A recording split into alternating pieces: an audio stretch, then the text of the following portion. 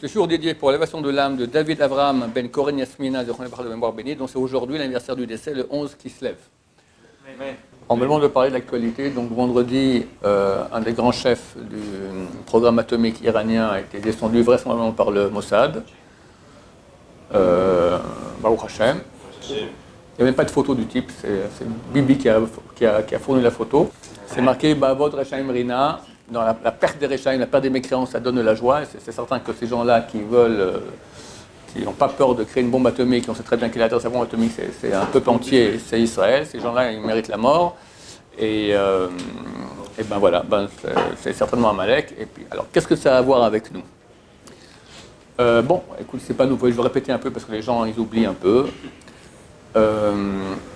Nous pensons que Mashiach arrive très bientôt. On a au moins une vingtaine de signes qui montrent cela. Les signes les plus actuels, c'est le corona. C'est marqué que juste avant que Mashiach vienne, Shamour le Mashiach, juxtaposé au Mashiach, il y aura une grande épidémie dans le monde entier. Et c'est aussi écrit la chose suivante. Dans le traité Avodah Zarah, la première page, on appelle ça Dafpet, ça commence à la page 2, dans le verso, pas le recto, le Tosfot, un grand rabbin français médiévaux, pose une question. La Gemara raconte là-bas qu'à la fin des temps, Dieu prend un Sefer Torah et il dit tous ceux qui se sont occupés de la Torah, qui viennent prendre maintenant leur mérite. Et la Gemara raconte que tous les peuples s'agglutinent à la porte du bureau du bon Dieu et viennent prendre leur mérite. Alors la Gemara raconte qu'en premier rentrent les Romains. Il dit que vous avez fait, on a beaucoup aidé, le peuple Israël a eu la Torah. Grâce à nous, il y a eu on a fait des ponts, on a fait les marchés, enfin tout le système économique, grâce à ça, ils pouvaient utiliser la Torah. Alors Dieu leur répond, espèce de bande de sots, Koshotim Sheba Olam. Vous avez fait ça pour vous-même, pas pour la Torah. Dehors. Après rentrent les Perses. Ce que vous avez fait, on a fait toute l'infrastructure logistique, économie, les marchés, les ponts, etc. De nouveau, ma réponse du bon Dieu, cette espèce de sot, c'est ça pour vous et pas pour Am Israël. Dehors. Après, Gemara raconte et dit que tous les peuples sont rentrés. Tous les peuples sont rentrés et ils ont eu le même discours et tous ont été dehors. Ça, c'est une braïta, c'est donc une origine des Tanaïm, c'est des rabbins avant l'an 220 de la Tatienne qui ont écrit cela. La Gemara, c'est après l'an 220, pose une question sur cette braïta. Pourquoi tu dis que les Romains sont rentrés, après les Perses et après tous les peuples? Tous, ils ont eu exactement le même scénario. Que vous avez fait? On a fait l'infrastructure logistique, c'est pas vous espèce de sot, vous avez fait ça pour vous et pas pour Israël, dehors. Tous ont dit le même discours. Alors dit, tous les peuples sont rentrés, ils ont dit comme ça, et Dieu leur a dit tous dehors parce qu'il leur a dit comme ça. Pourquoi tu fais d'abord Rome, Perse et tous les peuples? Répond la Gemara, parce que ces deux peuples, Rome et la Perse, vont durer jusqu'à l'époque messianique. Ce sont des peuples importants. Les autres, on ne fait pas trop attention à eux. Vu qu'en plus on parle aussi d'un événement qui aura à l'époque messianique où Dieu se dévoile, les princes et tous vont maintenant prendre leur mérite, c'est à l'époque messianique. Donc la Gemara dit, ces deux peuples sont des peuples importants qui vont durer jusqu'à l'époque messianique, Rome et la Perse. Tosfot pose la question, comment tu peux me dire que la Perse va durer jusqu'à l'époque messianique? C'est écrit dans un autre traité, traité Yoma, page 10, que dans le futur, la Perse va tomber dans les mains de Rome. Forcément, ça sera avant que l'époque messianique. L'époque messianique, c'est fini, il n'y a plus de guerre, il n'y a plus rien. Donc, comment tu peux dire que Rome et la Perse vont durer jusqu'à l'époque messianique, comme ça tu dis ici, alors qu'on a une autre source dans la Gemara, traité Yoma, page 10, qui dit que dans le futur, les Perses vont tomber dans les mains de Rome. Vous comprenez la question? Donc c'est faux, tu ne peux pas dire que la Perse va durer jusqu'à l'époque messianique, vu qu'elle va tomber dans les mains de Rome. Que répondent tous les rabbins francophones médiévaux? Ils répondent, la Perse va durer toute l'histoire juste avant le Mashiach. Juste avant, quand la Gemara dit que la Perse dure jusqu'au Mashiach, c'est juste jusqu'au et pas inclus Mashiach.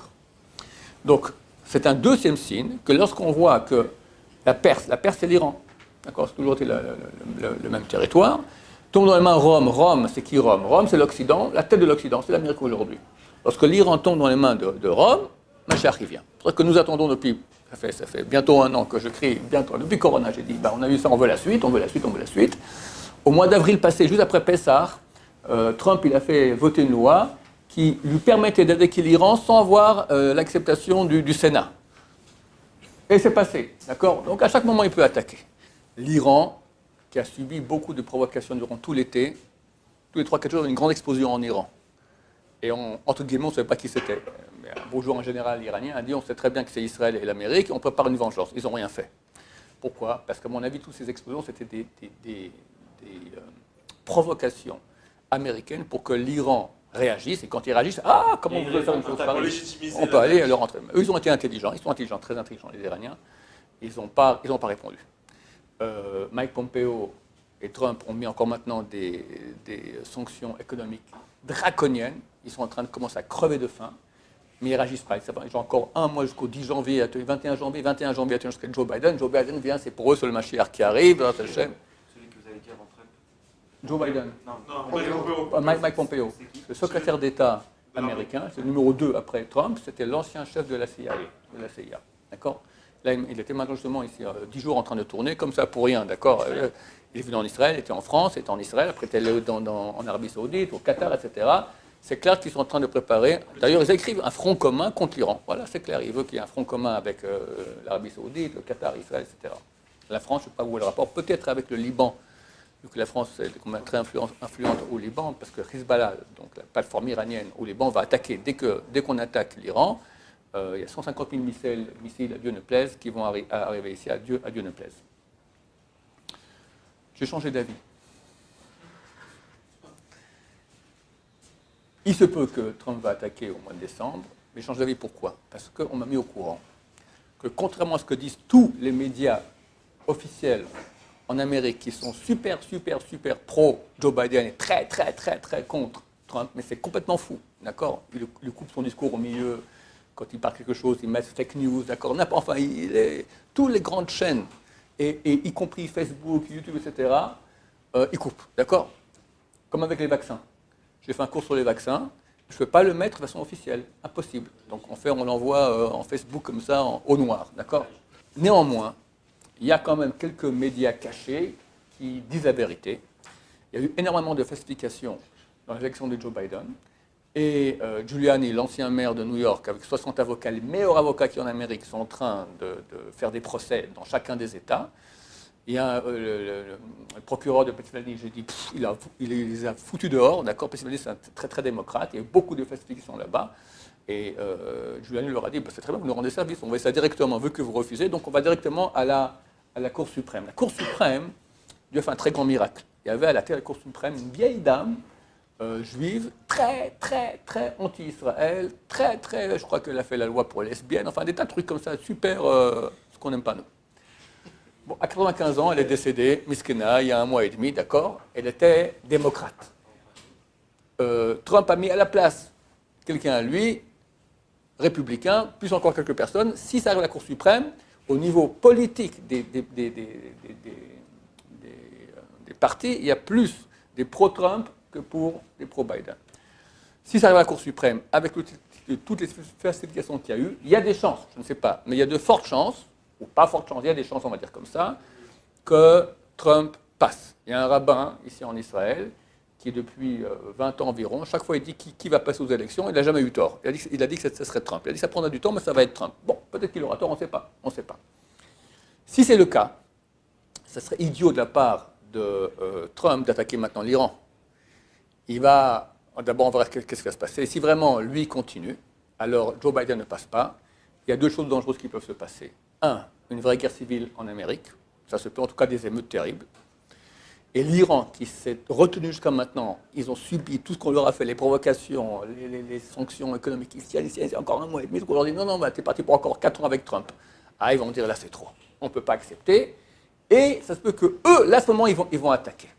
Et pourquoi ça m'a plu? Parce que ça correspond au Midrash. Le Midrash dit que, à dire Rabbi Yitzhak, l'année où le Mashiach se dévoile, c'est un Yakut Shimoni, Yeshayahu 499. C'est eux qui veulent aller voir là-bas, ça date d'il y a 1400 ans.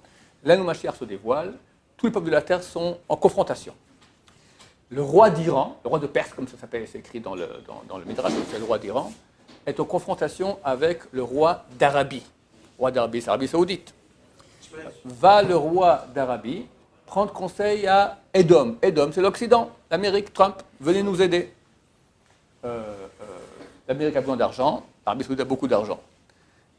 L'Arabie Saoudite n'a pas d'armée, l'Amérique a une grande armée. Ben, on va faire une bonne affaire. Je te donne de l'argent, je te donne du pétrodollar, etc. Et toi, tu m'amènes ton armée. Pompeo et Trump disent, pas de problème. En plus, comme ça, on élimine l'Iran, pas de problème, on aide Israël, tout le monde est content. La suite du Midrash. Revient le roi de Perse, détruit le monde entier. se revient le roi de Perse, on entend par cela que ça commencera par eux, c'est eux qui vont attaquer. Alors, je ne sais pas si forcément ça doit se réaliser comme ça, peut-être que Trump va faire une provocation et là ils vont attaquer, je ne sais pas comment ça, mais ça correspond bien que, moi je comprends que si maintenant Trump passe une deuxième cadence, là les Iraniens vont pas tenir le coup.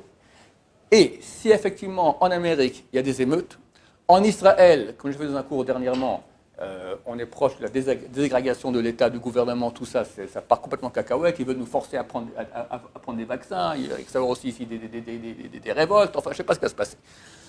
On sent que c'est en train de s'affaisser, de se désagréger. Les Iraniens peuvent dire, c'est l'occasion maintenant d'attaquer, vu qu'on est fichu. Encore 4 ans de Trump, jamais on tiendra le coup, on ne va pas se laisser faire. Tout pour tout, allez, on fait une attaque surprise. Ça se peut. Je suis en plein délire imaginatif, géopolitique. Ne me prenez pas au sérieux.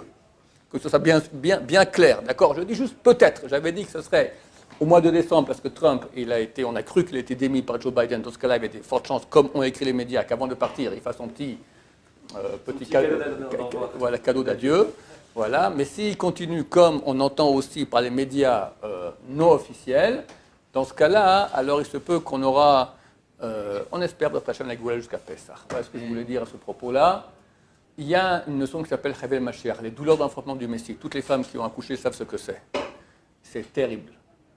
Mais quand le gosse il sort, à la seconde, comme ça m'a raconté ma femme, je n'ai jamais accouché moi-même, à la seconde, tout s'arrête. Tu étais dans des souffrances pires que l'enfer. Dès qu'il sort, plus rien du tout. Et un bonheur extraordinaire. Ça fait partie, comme ça le Mashiach doit arriver. Il y a une notion qui s'appelle douleur d'enfantement du Messie. Nous sommes là-dedans. On a payé le grand déjà dans la Shoah, Baruch Hashem c'est terminé. Pas Baruch Hashem qui a eu ça, Baruch Hashem c'est terminé que nous on... Mais il ne faut pas croire que ça viendra trop facilement. Il y a le Covid, il y a le confinement, il y a les problèmes, il y a que tout se désagrège, il n'y a plus de vérité, il y a partout de la discorde. Le monde il est complètement aplati et j'ai l'impression que ça va aller en empirant. Je dis ça pour qu'on soit courageux, qu'on sache que c'est un accouchement. On a la femme sait qu'il y aura un petit quart d'heure dur à passer, des fois un peu plus qu'un quart d'heure. Voilà. Mais on parle au regard de l'histoire, d'accord? Et après, le bonheur qui va arriver va être extraordinaire. Donc tenez bon, parce que Bert Hachem n'est pas pour longtemps, on espère que c'est pour cette année. Il paraît que les grands tzadikim cachés ont dit que c'est pour cette année, c'est clair. Ils peuvent se tromper. Moi, j'y crois comme d'hab, ça n'a pas changé. Et c'est marqué qu'au mois de Nissan, on était sauvés, on espère qu'on sera sauvés au mois de Nissan. Donc un bon hiver, avec la bonne humeur, Bezrat Hashem, malgré tout. Baruch Adonai, l'olam, amen, amen.